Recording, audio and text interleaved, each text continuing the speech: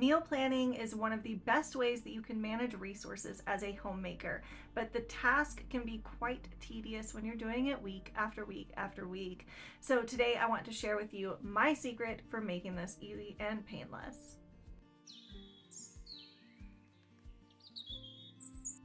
Before we get into that, I want to go over the 3 reasons why I think everyone should be meal planning, and we'll do that really quick. So reason number 1 is that it allows you to manage those resources.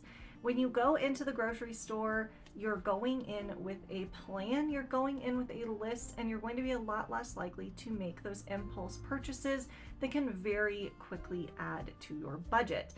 Everyone, no matter what socioeconomic scale they're at, has some sort of rough meal budget, some sort of rough grocery budget for the week. And after mortgage and rent, food can be one of the largest expenditures for a family, especially as you add more children to the home. So being able to go into the grocery store in already the mindset of managing those resources helps so much. Second thing is that it makes an easier grocery trip, especially if you're taking small children or you're on any sort of a time crunch or both.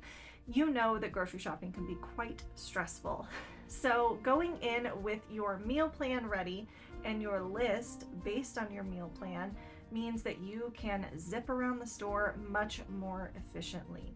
And the third reason has to kind of do with the first reason of managing your resources, but meal planning before you go to the store allows you to check sales. Most people live in an area with multiple grocery stores, so you're able to sit down and check the sales.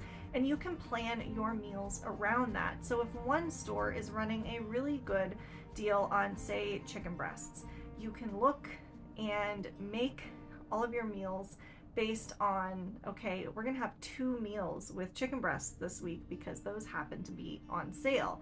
Same way if you have a favorite ingredient that maybe is a little bit more expensive, or you have specific dietary things that you need to follow, looking at those sales ahead of time can really help you stick to that budget. Because if you're going to be paying half the price for something at a local chain compared to what it usually is at Walmart, do it.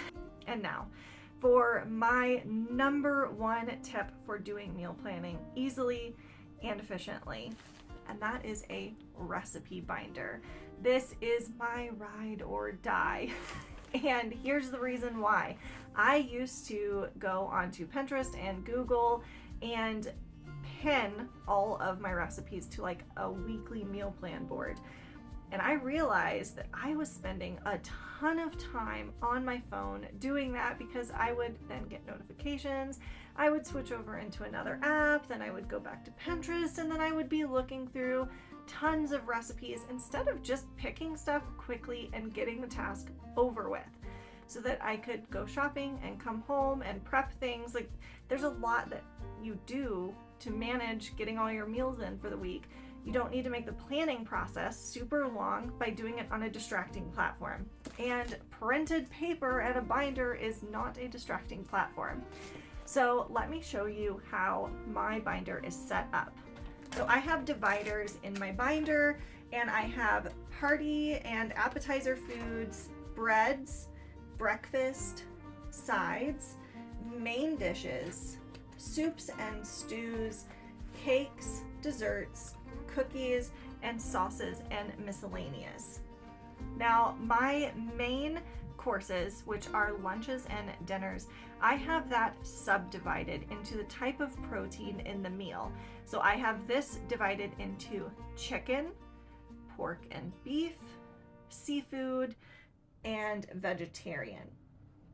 I have a seafood and vegetarian section specifically because we don't eat meat on Fridays, so I need to be able to quickly find recipes for my Fridays and for any other day that I feel like eating vegetarian as well. If you don't have a recipe binder already, I want you to carve out a couple of hours in an afternoon and set one up. All you need is a 1-inch binder from the store, whatever color and style you want, and printer paper, a printer, and a 3-hole punch.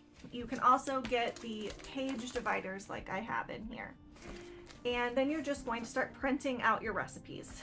Now, I would encourage you to mainly print out the things that you think your family is already going to eat. You can also copy pages from your favorite recipe books and handwrite recipes. I have a lot of handwritten recipes in here because sometimes it's just faster and easier than printing something out, or it's a recipe that only exists in my mind and I want to just get it down on paper. Then every single week as you sit down to meal plan, you're going to, one, look at your sales and see if there's anything that's a really good deal that you can base meals around, at least for a couple days of the week.